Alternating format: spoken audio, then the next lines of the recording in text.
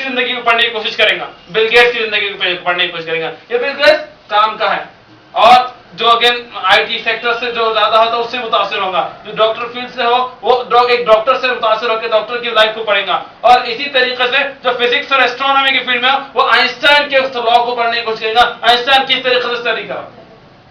اب ہمارے لیے یہ دنیا کو گزارنے کے لیے کیسا رول ماڈل ہے صحابہ کرام, ہمارے لیے رول ماڈل, ہمارے لیے نمونہ, ہمارے لیے اسوہ صحابہ کرام رضی اللہ تعالیٰ عنہم. کیونکہ اللہ سبحانہ تعالیٰ بولے یہ لوگ دنیا میں کامیاب کر دیے گئے تھے. یہ لوگوں کی حکومت میں ان ایئر اباؤٹ 27 سے 28 سالوں میں یہ لوگ دنیا کا نقشہ بدل دیے. دنیا کا نقشہ بھی کیسا بدلے کہ دنیا میں ایک غریب نہیں باقی تھا, غریبی نہیں باقی تھی. کہ مدینہ میں یہ حال تھا کہ جب دوسرے صحابہ کرام زکات کا مال بچتا تو مدینہ بھیجتے, تو صحابہ کرام رضی اللہ تعالیٰ اجمعین بولتے, حضرت بولتے کہ ادھر خود پریشانی ہے, تم کا ادھر بھیجتے, تم تمہارے پاس مار دو. بولتے ہیں ہمارے پاس بھی ہو گیا زکات کے حقدار, سب ختم ہو گیا. یہ معاملہ تھا, یہ انہوں نے اسلام کو اپلائی کرے, اللہ نے رزلٹ دے دیا. تب یہ ہمارے رول ماڈل ہو گئے. اس لیے میرے کو صحابہ کرام کی مثال بار بار دینا ضروری ہے.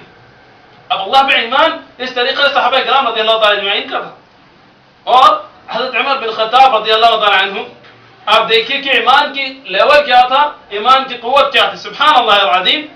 کہ رسول اللہ صلی اللہ علیہ وسلم ایک دن بیٹھے کہ ایک اور 3 ام المومنین رسول اللہ صلی اللہ علیہ وسلم کے سامنے تھے, جو رسول سے باتیں کر رہے تھے, اونچی آواز میں بات کر رہے تھے. جیسے حضرت عمر بن خطاب رضی اللہ تعالیٰ عنہ داخل ہوئے, پہلے ابو بکر صدیق آئے, ابو بکر صدیق کو دیکھ کے ان کی کنٹینیو تھی بات. پھر حضرت عمر بن خطاب رضی اللہ عنہ داخل ہوئے تو وہ اور سے اٹھ کے چلے گئے اندر. رسول اللہ مسکرائے اور بولے کہ عمر تو فاروق ہے, تو اچھے اور برے میں فرق کرنے والا, حق بات میں فرق کرنے والا, اللہ کہ تے کو شیطان دیکھ کے اپنا راستہ بدل لیتا, شیطان دیکھ کے اپنا راستہ بدل لیتا. کہ یہ معاملہ تھا حضرت عمر کے ایمان کا, کہ جو دلوں میں ان کے شیطان تھا, جو شیطان کے وسوسے سے کھیل رہا تھا عمر المومنین کے, کیونکہ رسول اللہ کے سامنے اونچی آواز میں بات کر رہا ہوں. ایسا یعنی کہ بہت بڑی بات, بہت اچھی بات نہیں ہے, کیونکہ اس کے تعلق سے اللہ سبحانہ وتعالیٰ قرآن میں آیت اتارا ہے, سورہ حجرات کی آیت نمبر 2. اللہ سبحانہ وتعالیٰ کہ اپنے رسول کے سامنے اونچی آواز میں بات نہ کرو, تو تمہارے سارے اعمال برباد کر دیے جائیں گے. اس طریقے سے اب عمر المومنین کسی سے نہیں رکی, کسی سے نہیں رہی. حضرت عمر داخل ہوئے, نکل کے اندر چلے. کیوں؟ یہ اللہ نے ایمان کا لیول دیا تھا کہ شیطان بہت ڈرتا تھا کہ راستہ بدل لیتا. رسول اللہ سے مسکرائے اور ایسا بولے, اور پھر صحابہ کا جواب بھی دیکھیے آپ, ایمان کا لیول دیکھیے آپ. رسول اللہ کی قسم جس نے تم کو اور مجھے بنایا, آپ زیادہ حقدار ہے ڈرنے کی. آپ بتائیے صحابہ کا ایمان کیسا تھا. اللہ کہ شیطان اپنا راستہ بدل لیتا اور اللہ کی طرف سے ان کو لقب اترتے, فاروق فرق کرنے والا, صدیق سچا. یہ ایمان کا لیول تھا. اور رسول اللہ صلی اللہ علیہ وسلم کے کئی حدیثیں ایسی جس سے معلوم پڑتا ہے کہ ایمان کی کیسے کیسے درائج ہے. تو خیر میں 6 کنڈیشن اس طریقے سے ڈسکس کر لیتا کہ اللہ پہ ایمان اس طریقے سے ہونا چاہیے جیسے صحابہ کرام رضی اللہ تعالیٰ اجمعین کا اللہ پہ ایمان تھا. دوسری کنڈیشن تفصیلات سے کبھی انشاءاللہ باذن اللہ موقع ملا تو اللہ پہ ایمان کے اوپر اور ڈسکشن کریں گے انشاءاللہ. تو دوسری بات رسولوں پر ایمان, کہ کس طریقے سے رسولوں پر ایمان لایا جاتا, یا پھر رسولوں پر ایمان سے مراد کہ سارے رسولوں پر ایمان رکھنا ہے, جو یعنی کہ آدم السلام نبی, اور پھر نوح علیہ السلام پہلے رسول, وہاں سے لے کے تو محمد رسول اللہ صلی اللہ علیہ وسلم جتنے بھی انبیاء کرام آئے, یعنی کم و بیش 1,24,000 انبیاء کرام صحیح بخاری کی روایت کے مطابق. تو جتنے انبیاء اکرام پر ایمان رکھنا کہ اللہ کی طرف سے بھیجے گئے اور حق کا پیغام لے کر آئے ہم تک. کیا لے کر آئے؟ حق کا پیغام. وہ حق کا پیغام کیا تھا؟ اللہ کی وحدانیت, اللہ کی وحدانیت. اللہ سبحانہ و تعالی بڑے پیارے انداز میں سورہ انعام آیت نمبر 84 سے 88 تک بڑے اچھے طریقے سے فرماتے کہ کس طریقے سے اللہ نے الگ الگ انبیاء کو بھیجا. ابراہیم کو بھیجا, انہوں نے جو ہے کہ نیک و صالحین پیغام لوگوں تک پہنچایا اور بہت اچھے تھے. یونس کو بھیجا, الیاس کو بھیجا, یسعا کو بھیجا, موسیٰ کو بھیجا, ہارون کو بھیجا, ایوب کو بھیجا, اور تمام انبیاء کرام رضی اللہ تعالیٰ اجمعین کو بھیجا اللہ نے ایک میسج کے لیے. یا ایک اللہ کی عبادت کرو, اس کے ساتھ کسی کو شریک نہ ٹھہراؤ. کون سا؟ وَاعْبُدُوا اللَّهَ وَلَا تُشْرِكُوا بِهِ, عبادت کرو اللہ کی اور اس کے ساتھ کسی کو شریک نہ ٹھہراؤ. تو یہ سب ہم کو ایمان رکھنا ہے کہ یہ انبیاء کرام رضی اللہ تعالیٰ اجمعین جو ہے دنیا میں اللہ کی طرف سے بھیجے گئے تھے, اور اسی طریقے سے ان کے اوپر ہم کو ایمان یہ رکھنا ہے کہ اللہ کا حق میسج لے کر آئے.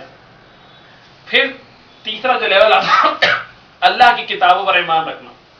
اللہ کی کتابیں نام سے ہم کو معلوم ہے کچھ, جیسے کہ زبور, توراہ, انجیل, قرآن اور صحیف ابراہیم, اور صحف موسیٰ، اور اس طریقے سے جو تمام اللہ کے جو جتنے بھی ذکر و اذکار اترے، جتنے بھی اللہ کے کلام اترے، ان سب پر ایمان رکھنا، اللہ کی کتابوں پر ایمان رکھنا. 4-5 سے ہم کو نام معلوم ہے، باقی سب جتنے بھی اترے، کیونکہ اللہ سبحانہ تعالیٰ سورہ الرعد میں اللہ سبحانہ تعالیٰ فرمائے وَلِكُلِّ أَجْلٍ کتاب، کہ بے شک ہر قوم کے لیے ہم نے ایک کتاب بھیجی. تو اس سے بھی یہ پتہ چلتا ہے ہم کو کہ بے شک جتنے بھی کتابیں آئے ہم سب کو اس چیزوں پر ایمان رکھنا ہے. اور قرآن آخری کتاب ہے جو جس کی حفاظت کی ذمہ داری اللہ نے لی ہے، جیسے کہ سورہ حجر کی آیت نمبر 9 کے مطابق اِنَّا نَحْنُ نَزَّلْنَا الذِّكْرَ وَإِنَّا لَهُ لَحَافِظُونَ، کہ بے شک اس قرآن کو نازل کرنے والے ہمیں اور اس کی حفاظت بھی ہم کریں گے. اس طریقے سے کتابوں پر ایمان رکھنے سے مراد کتابوں پر ایمان اس طریقے سے رکھا جاتا ہے کہ اللہ کی کتابیں ہے اور اللہ کا کلام ہے اور جو ہم پر اتارا گیا اور ہمارے ہدایت کے لیے اتارے گئے. ٹھیک ہے. اور چوتھی جو شرط ہے وہ ہے فرشتوں پر ایمان رکھنا. فرشتوں پر ایمان رکھنا جیسے کہ اللہ کی 3 مخلوق بڑی عام مخلوق ہے، بڑی فیمس مخلوق ہے، جیسے کہ ملائکہ جو نور سے بنائے گئے، جو لائٹ سے بنائے گئے. اور اللہ سبحانہ تعالیٰ دیگر مقامات تو قرآن میں بھی فرماتے ہیں کہ اللہ ہم نے جو ہے ان کو لائٹ سے بنایا، اور پھر ہم نے انسان کو مٹی سے بنایا، اور پھر اس طریقے سے جو جنوں کو جو ہے آگ سے بنایا. تو یہ 3 مخلوق موجود ہیں ہمارے پاس. تو یہ 3 مخلوق میں سے ایک مخلوق فرشتے ہیں. ان کے اوپر بھی ایمان رکھنا کہ یہ اللہ کے بنائی ہوئی مخلوق ہے جو اللہ کے ول کے مطابق کام کرتے. الگ الگ ان کو جو ہے کام ڈیزائن کیے گئے، جیسے جبرائیل علیہ السلام وحی لانے کے اوپر، اسرافیل علیہ السلام اس طریقے سے ان کو الگ الگ کام، اسرافیل علیہ السلام سور پھونکیں گے. اس طریقے سے تمام جو ہے فرشتوں کو، تمام جو ہے ملائکہ کو اوپر ایمان رکھنا کہ یہ اللہ کی ایک مخلوق ہے اور یہ اپنے اپنے کام برابر طریقے سے نبھاتے رہتے اور اللہ کے ول کے مطابق، اللہ کی مرضی کے مطابق کام کرتے، اور ان کی کوئی مرضی نہیں ہوتی، وہ اللہ کی مرضی کے مطابق کام کرتے. اب 5ویں چیز اس کے اندر آتی ہے آخرت کے دن پر ایمان رکھنا. جس طریقے سے ہم آخرت کے کچھ مناظر جو ڈسکس کر چکے ہیں، یا پھر اس سے پہلے کے کچھ ڈسکس کر چکے ہیں، اب اس سے مراد سورہ بقرہ کی آیت نمبر 28 اگر ہم لوگ دیکھیں، اور اسی متن کی کئی ساری آیتیں. ایمان رکھنے سے مراد یہ ایمان کیا؟ اللہ بتائے کیف تکفرون باللہ وکنتم امواتا فاحیاکم ثم یمیتکم ثم یحییکم ثم الیہ ترجعون. کہ کافر دیکھتے نہیں کیف تکفرون باللہ وکنتم امواتا فاحیاکم، کس طریقے سے اللہ نے جو ہے زندہ سے، ان کے اندر کوئی جان نہیں تھی، اللہ نے ان کے اندر جان ڈالی اور پھر ان کو موت دی، اور پھر اس اللہ ان کو زندہ کریں گا اور پھر اس کے بعد واپس اللہ کی طرف اٹھائی دیں گے. یہ ایمان رکھنا ہم کو کیا؟ انا للہ وانا الیہ راجعون، کہ ہر چیز اللہ ہی کی ہے اور اللہ کی طرف رجوع ہونی ہے. یہ ایمان ہم کو رکھنا ہے کیا؟ کہ ہر چیز اللہ کی ہے اور اللہ کی طرف رجوع ہونی ہے. اور یہی ہم لوگ بولتے ہیں سورہ فاتحہ میں بھی. سورہ فاتحہ کی آیت نمبر 3 کیا؟ الحمدللہ رب العالمین الرحمن الرحیم مالک یوم الدین، کہ ہم آخر دن پر ایمان رکھتے ہیں. مالک ہے تو آخر دن کا، اس بات کی گواہی دیتے ہیں ہم لوگ جب سورہ فاتحہ پڑھتے. تو اللہ بھی کہتا ہے کہ میرا بندہ جو ہے آخر دن پر ایمان رکھتا ہے. تو آخرت پہ ایمان رکھنے سے مراد کہ اللہ ہم کو موت دے گا، موت دینے کے بعد اللہ قیامت کے دن اٹھائیں گے اور ہمارا حساب کتاب کریں گے، اور حساب کرنے کے بعد اپنے اپنے اعمال کے بیس پر اللہ جنت اور جہنم دیں گے.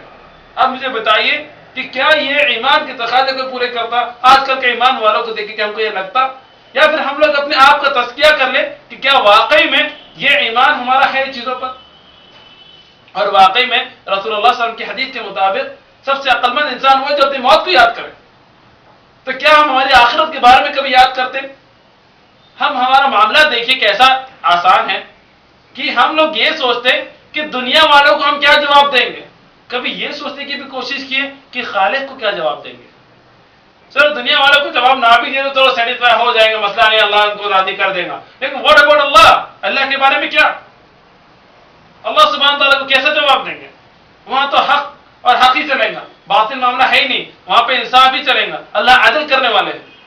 تو جس نے یہ سوچا کہ ہم کو آخرت کے دن پر ایمان رکھنا ہے، تو مراد یہ ہے کہ آخرت کے دن ہم کو آ کے اللہ کے سامنے کھڑا ہونا ہے. کوئی بھی برا کام کرنے سے پہلے سوچنا کہ اللہ ہم کو ایمان جو آخرت کے دن کھڑا کریں گا تو اللہ کو جواب دینا پڑے گا. تو انشاءاللہ باذن اللہ وہ نفع بخش رہیں گا اس کے لیے. اور انشاءاللہ باذن اللہ آپ کو سمجھاتا ہوں اس کی حکمتیں کیا ہے سب چیزوں کے اوپر ایمان رکھنے کی. جیسے کہ اب 6ٹھی چیز بتا رہے ہیں، اس کی حکمت بھی بتاتا ہوں کس طریقے سے حکمت ہے کہ کس طریقے سے یہ ایمان ہم کو مدد کرتا یہ دنیا میں آسانی سے گزارنے کے لیے. 6ٹھی چیز اس کے اندر آ جاتی ہے کہ تقدیر کے خیر اور شر پر ایمان رکھنا. یعنی جو بھی تقدیر اللہ کی طرف سے لکھی گئی ہم پر، اس لیے کہ سورہ لقمان کی آیت نمبر 34 اللہ سبحانہ تعالیٰ بتاتے